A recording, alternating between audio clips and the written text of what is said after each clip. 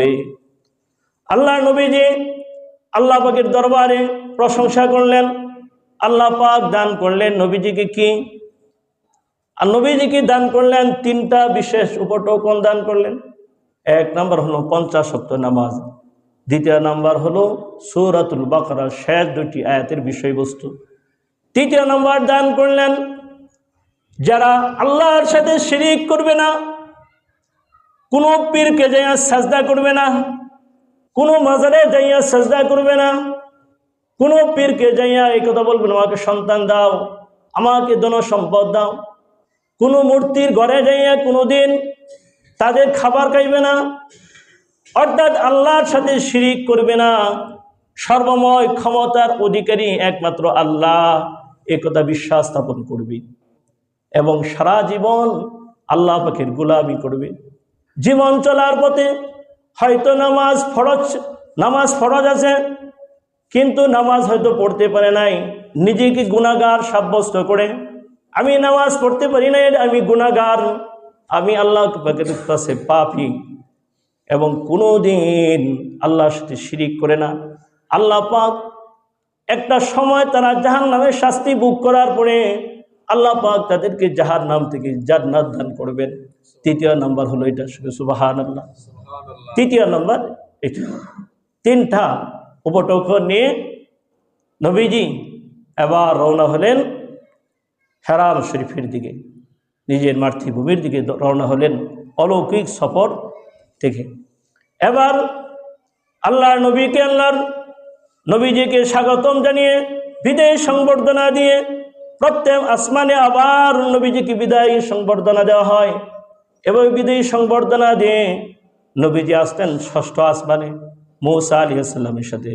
মূসা আলাইহিস সালাম বললেন, আল্লাহ পাক আপনাকে কি উপটোকন দিয়েছেন, কি হাদিয়া দিয়েছেন? নবীজি বললেন, আমার বন্ধু আমাকে দিয়েছেন 50 ওয়াক্ত নামাজ, এবং আমার গুনাহগার উম্মত যারা গুনার কারণে জাহান্নামে যাবে, তারা যদি আল্লাহর সাথে শিরিক না করে তারা জাহান্নাম থেকে মুক্তি দিয়ে আল্লাহ পাক একদিন জান্নাত দান করবেন। তৃতীয় নাম্বার আল্লাহ পাক দিয়েছেন সূরা বাকারার বিষয়বস্তু দিয়েছেন, যেগুলো আমার গুনাহগার উম্মতেরা তারা আল্লাহর কাছে রুনাজানি করে, আল্লাহর কাছে কান্নাকাটি করে আল্লাহর কাছে চেয়ে নিতে হবে। আল্লাহ পাক এমনি দিবেন না, কান্নাকাটি করে নিতে হবে। এই বিষয়গুলো দিয়েছেন, যেমন রব্বানা ওয়ালা তুহাম্মিলনা মা লা তাকাতা লানা, যে আমরা দোয়া করি ওগুলো। মূসা আলাইহিস সালাম বললেন, আমার উম্মতের উপর 3 ওয়াক্ত নামাজ ফরজ ছিল, আমি দেখেছি তারা এই 3 ওয়াক্ত নামাজ পড়ে নাই, অলসতা করেছে, তারা ব্যর্থ হয়েছে। আপনার উম্মত দুর্বল কমজোর, তারা 50 ওয়াক্ত নামাজ পড়তে পারবে না। আপনার বন্ধুর কাছে আবার আপনি যান।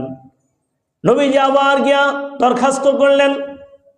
আল্লাহ পাক তো জানেন যে শেষে 5 ওয়াক্ত থাকবে, তিনি ইচ্ছা করলে 5 ওয়াক্ত প্রথম দিতে পারতেন, 50 ওয়াক্ত কেন দিলেন? আল্লাহর নবী আশেক মাসুক বারবার আসা যাওয়া করুক, আল্লাহ পাক আল্লাহর হাবিবের বারবার আসা যাওয়াতে তার আরো ধন্য হোক, এবং আরো সে বারবার আসা যাওয়া আল্লাহ পাক এটা পছন্দ করেছিলেন। আমার বন্ধু বারবার আমার কাছে আসুক, আল্লাহ পাক পছন্দ করেছিলেন। এভাবে আল্লাহর নবী 9 বার আল্লাহ পাকের দরবারে গিয়েছেন। 50 ওয়াক্ত থেকে 9 বারে 5 বার করে 45 ওয়াক্ত কমিয়ে দেওয়া হয়েছে। এরপরে মূসা আলাইহিস সালাম বলেন, আবার আল্লাহ পাকের দরবারে যান। তিনি বলেন, না আমি আর যাব না। এবার যদি আল্লাহ পাক এই 5 ওয়াক্ত কমায়া দেন, তে আমার উম্মতের জন্য আমি কি নিয়ে যাব? আমি আর যাব না। হঠাৎ করে একটা গায়েবী আওয়াজ শুনতে পাইলেন, হ্যাঁ আমার বন্ধু, আমার হাবিব, মা ইউবাদদালুল কাউলু লাদাইয়া ওয়া মা আনা বিযাল্লামিল লিল আবিদ। হ্যাঁ আমার বন্ধু, আমার কথার কোনোদিন পরিবর্তন হবে না। আমি যে 50 ওয়াক্ত বলেছি, সেই 50 ওয়াক্তই আপনার উম্মতকে 1 ওয়াক্ত নামাজ পড়বে, 1 ওয়াক্তর বদলতে তাকে 10 ওয়াক্ত নামাজের সওয়াব দেওয়া হবে। মান জাবিল হাসানাতি ফালাহু আশরু আমসালিহা। মান জাবিল হাসানা, যে ব্যক্তি একটা উত্তম কাজ করবে, ফালাহু আশরু আমসালিহা, তাকে আল্লাহ পাক নেকি দান করবেন 10টা। এই বৈশিষ্ট্য কাকে দিয়েছেন? একমাত্র উম্মতি মুহাম্মদীকে আল্লাহ পাক দিয়েছেন, আমাদের রাহমাতুল আলামিন তার উসিলা আমাদেরকে দিয়েছেন। সুবহানাল্লাহ। নবীজি আবার আসলেন বাইতুল মুকাদ্দাসে, অসংখ্য গণিত ফেরেশতা নবী রাসূল যাদের সাথে সাক্ষাৎ হয়েছিল তারাও নবীজির সাথে আবার সাক্ষাৎ হলেন, তারাও বিদেয়ী সংবর্ধনে আসলেন। বাইতুল মুকাদ্দাস এসে 2 রাকাত নামাজ পড়লেন। বাইতুল মুকাদ্দাস থেকে আবার বুরাকে আরোহণ করে মক্কা ভূমিতে ফিরে আনলেন। মক্কা ভূমিতে আসার পরে ফজরের নামাজ আদায় করলেন। ফজরের নামাজ আদায় করে উম্মে হানিকে বললেন, আল্লাহ পাক তোমার ঘরে যে শুয়েছিলাম, এই যে ওযুর পানি এখনো যাচ্ছে, এই সামান্য সময়ের মধ্যে বাইতুল মুকাদ্দাস থেকে প্রথম আসমান দ্বিতীয় আসমান সব কিছু ভ্রমণ করে এইমাত্র আসলাম। ফজরের নামাজ পড়ার পরে রাসূলুল্লাহ উম্মে হানিকে বললেন, আমি এই ঘটনা আমি সাহাবীদের সামনে এখনই গিয়ে প্রকাশ করছি। উম্মে হানি কাপড় টেনে ধরলেন, ইয়া রাসূলুল্লাহ কখনো বলিয়েন না। হাদিসের কিতাবের মধ্যে আসছে রাসূলুল্লাহর পেট মোবারক দেখা গিয়েছে, এইভাবে টেনে ধরলেন। সর্বনাশ, এই কথা যদি আপনি বলেন মানুষ আপনাকে পাগল বলবে এবং তিরস্কার করবে। এতদিন আপনাকে পাগল বলতো, কোনো অগাধ কোনো দলিল তাদের কাছে ছিল না, কিন্তু এখন তারা দলিল পেয়ে ফেলবে। এটা মানুষের পক্ষে সম্ভব না। আল্লাহ রাসূল বললেন, আমাকে ছাড়ো, অবশ্যই আমি প্রকাশ করব। খানা কাবার মধ্যে যাদেরকে উপস্থিত পাইলেন বললেন, এই ঘটনা ওয়াকিয়া বর্ণনা করলেন। এবার আবু জাহেল, উতবা, সাইবা ওই শয়তানগুলো এসে উপস্থিত হলো। আবু জাহেল বলল, হে ভাতিজা, কি শুনি, নতুন কোনো সংবাদ আছে কিনা? নতুন কোনো সংবাদ আছে? রাসূলুল্লাহ বললেন, হ্যাঁ চাচা, নতুন এক সংবাদ আছে। সংবাদ হলো, এই তো ফজরের নামাজ এসে পড়লাম, রাত্রের সামান্য সময়ের মধ্যে আল্লাহ পাক আমার জন্য একটা বুরাক প্রেরণ করেছিলেন। দ্রুতগামী আল্লাহ পাক একটা বাহন প্রেরণ করেছিলেন। যে বাহনের দ্রুতগামী ছিল এমন, তার দৃষ্টি শূন্যের মধ্যে দৃষ্টি যে জায়গায় গিয়ে পড়তো, এক পদক্ষেপে এত মাইল চলে যাইত। এমন একটা বাহন প্রেরণ করলেন। ওই বাহনের মাধ্যমে আমি বাইতুল মুকাদ্দাস গিয়েছি। বাইতুল মুকাদ্দাস থেকে প্রথম আসমান দ্বিতীয় আসমান, আরশে আজিম, জান্নাত, জাহান্নাম সব কিছু ভ্রমণ করে এইমাত্র আসলাম। এবার আবু জাহেল বলতেছে, হে ভাতিজা, তুমি যে কথা বলতেছো, এই কথা কি সকলের সামনে বলতে পারবো? হ্যাঁ, অবশ্যই বলতে পারবো।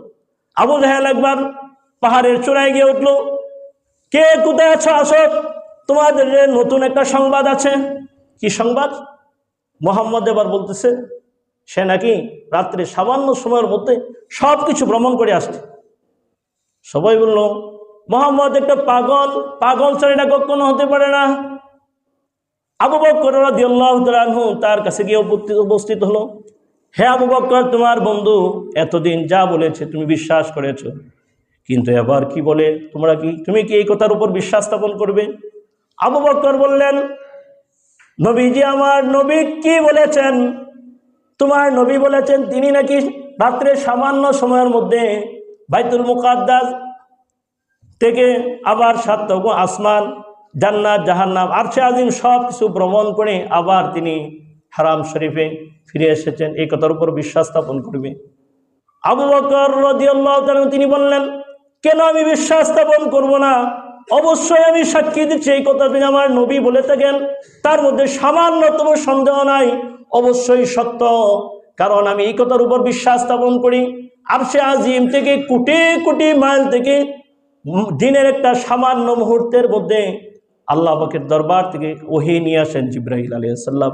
এই কথার উপর বিশ্বাস স্থাপন করি, সুতরাং এই কথার উপর বিশ্বাস স্থাপন করলাম। এবার আবু বকর আল্লাহ রসুলের দরবারে এসে উপস্থিত হলেন। ইয়া রাসূলুল্লাহ, আপনি কি কথা বলেছেন? হ্যাঁ বলেছি। আবু জাহেল আমার কাছে উপস্থিত হয়েছিল, আমি উত্তর দিয়েছি। রাসূলুল্লাহ বললেন, আজকে থেকে তোমার উপাধি হলো আবু বকর সিদ্দিক। সিদ্দিক উপাধি দিন। সুবহানাল্লাহ, অতি বিশ্বাসী।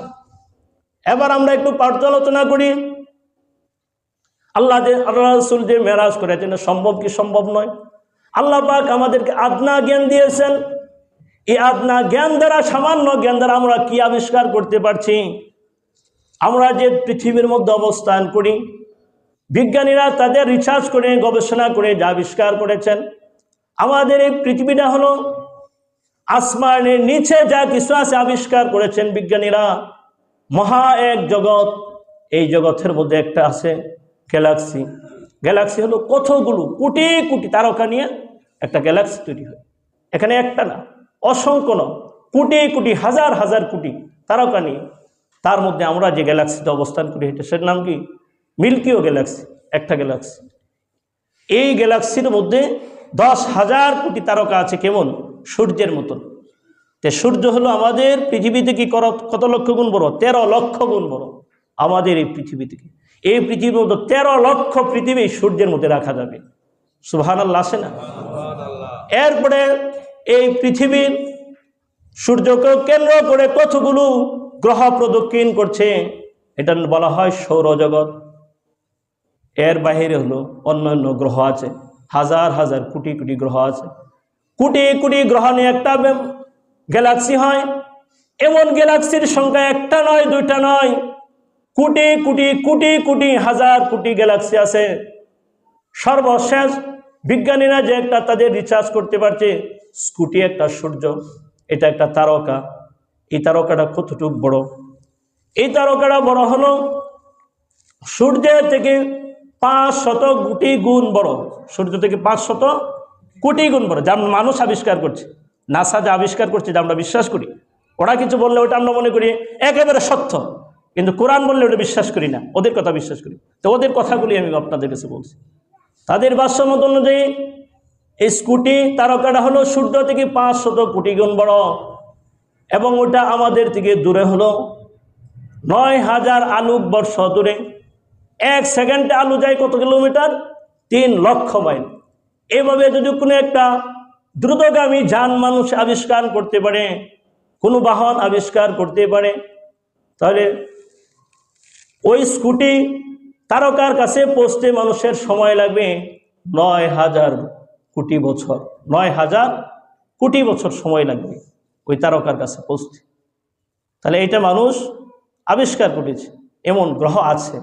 এটা কোথায় আছে? সব লোক প্রথম আসমানের নিচে, সবগুলো প্রথম আসমানের নিচে। এই সব কিছু আল্লাহ পাক, আল্লাহর হাবিব অতিক্রম করে, যিনি জান্নাত জাহান্নাম সব কিছু ভ্রমণ করেছেন। এই আধুনিক যুগে অনেক কিছু বুঝায় আমাদের সহজ হয়।